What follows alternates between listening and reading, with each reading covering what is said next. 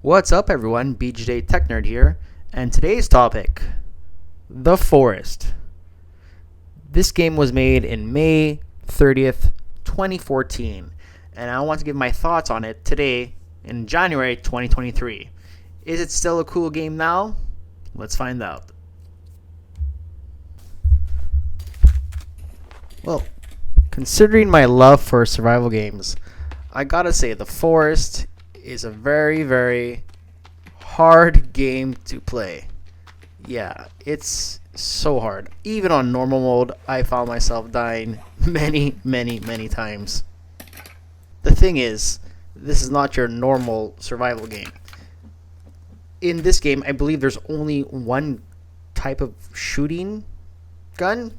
It's only a pistol, and you have to find the pistol by finding the certain parts and building it, and then find the bullets.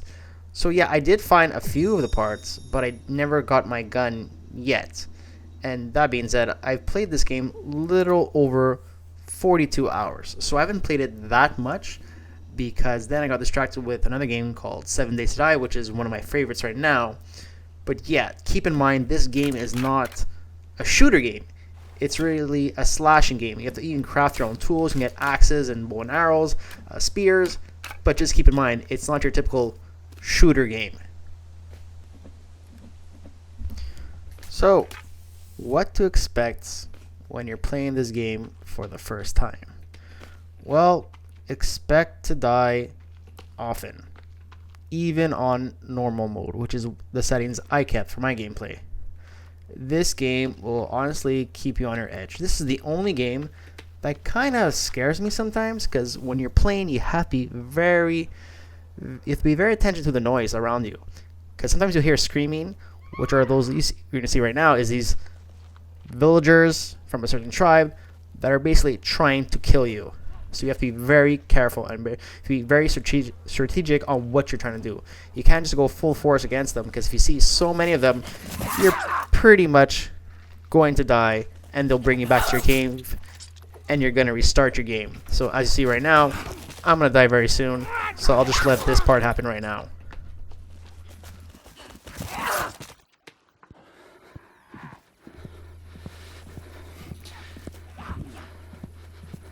Yeah, it's not looking too good right now. And what's going on? Yeah, they're dragging my body back to their cave. This will happen every time you die, which could be very often in the beginning once you get to understand the game better. The good news is, when you do die in this game, you don't lose all your inventory. It still stays with you. So that's good to know. And yeah, here we go. I'm in the cave. I got my axe. I'm tied up upside down. And I gotta free myself. Now, when you explore the caves, it's going to be very hard if you don't have things like flares or a torch, or if you haven't discovered a flashlight yet with the batteries. It can become very hard and a good chance that you're going to die, because you have some of the craziest creatures in the caves, and not seeing them means you're just going to die a lot faster. So, you're dead, and now you're back alive. So when you clear yourself from that rope, you can just climb up another rope and escape, and you go back to the village where you literally just died. So here you are. You're bloody, got your sword still, and what's the point now? Well, you should start looking for goods again. Look for cans of food, any other materials, equipment you can collect. You see my inventory is still there, so it's not a complete loss. I think usually when you die, obviously your armor gets destroyed and you lose that, but at least you still have your inventory. So what I've learned from this game is you have to discover the whole forest, right? So you need your compass to guide you. And you're going to find and discover new caves, new areas, new villages, and you have to scavenge as many things as you could, and also have a base to build.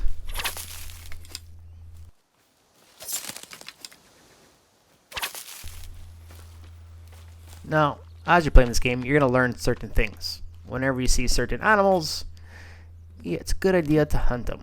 You should try to kill them with your bow. And collect their skin. You can use it for armor and other tools. You can also have their meat and use that for food to survive. So yeah, you have to learn how to be a hunter. I like using the bow and arrow. You can also use your spear, but you have to be careful when you throw it, not to lose it or forget about it. But yeah, and also whenever you shoot your bows, you can just reclaim the bows that you use, so it's not complete waste.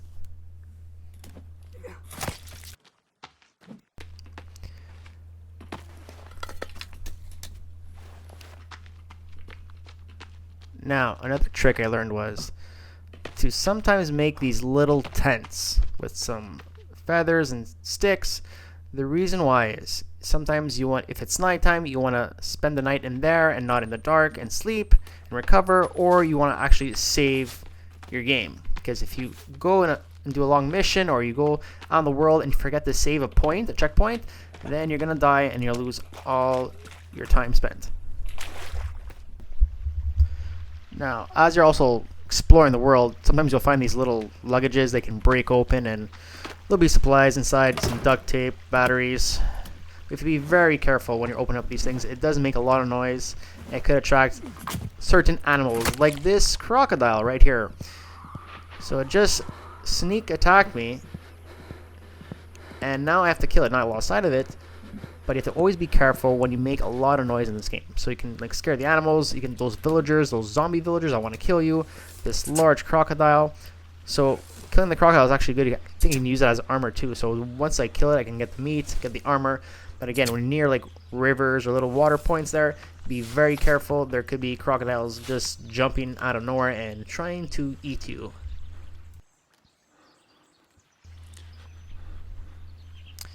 And of course, after every day, what comes next? Well, nighttime's coming. And nighttime can be very scary. Especially if you're not prepared or you're far away from your base and you lose track of time, it's gonna get dark soon. And sometimes the game is dangerous in the day. There goes another alligator. Sorry, crocodile. Trying to attack me. Barely saw him. And as soon as night comes, you have to start preparing yourself to either go back to your base or a checkpoint or a tent that you made close by. Okay, so now it's starting to get really dark. And luckily, in this time, I have a flashlight. But when I first started playing the forest, I didn't have a flashlight. I used a torch. And I think it's very hard to move around because sometimes you can't see anything and you can fall into a ditch or water and not even know it. And here's another example. So I saw another villager, a couple of them. So that's not a good sign, especially in the dark. So you can die much faster because you don't know where to go, what to do, where they can come from, where they can strike. So sometimes what I like to do is just take a flare and just throw it out. Not like that, but like do the right command and open it and then throw it out. Spark a light so it distracts them a bit, keeps me alive. And as you saw, as I threw one, there was one villager right there, pretty much ready to kill me. And luckily I see the beach, so I feel I'm pretty safe in the beach than in the heart of the forest.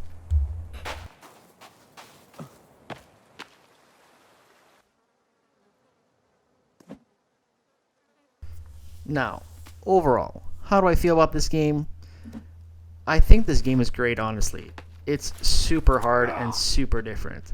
If you're expecting like a shooter game like, let's say, Left 4 Dead, it's kind of like a survival game, but it's not the same level as like this. This you really have to think outside the box and scavenge for food and, get materials, build a base, all this stuff. And I think, again, don't expect any guns in here. You're really just slashing your way through, or yeah, at times if you can create a bow and arrow, you do have a firearm, kind of, not really. But yeah, it's a much harder game. And again, for me on normal mode, I found this game very hard. I do like it, even though I played a little over 40 hours. I find it's very cool, but I think it's worth it. For 2023, I think it's worth it still. Because you can get this game on sale, which I think I got sale for maybe $10. So it's a really interesting game. It's not as easy as people think. And once you get the hang of it, you're really going to enjoy it. Now, on another topic, part 2 of this game is coming up, which I'm very excited for, which we call Sons of the Forest. I cannot wait for that. The game on that one has changed quite a bit. From what I saw, I think there's an AI companion that will help you out throughout the missions.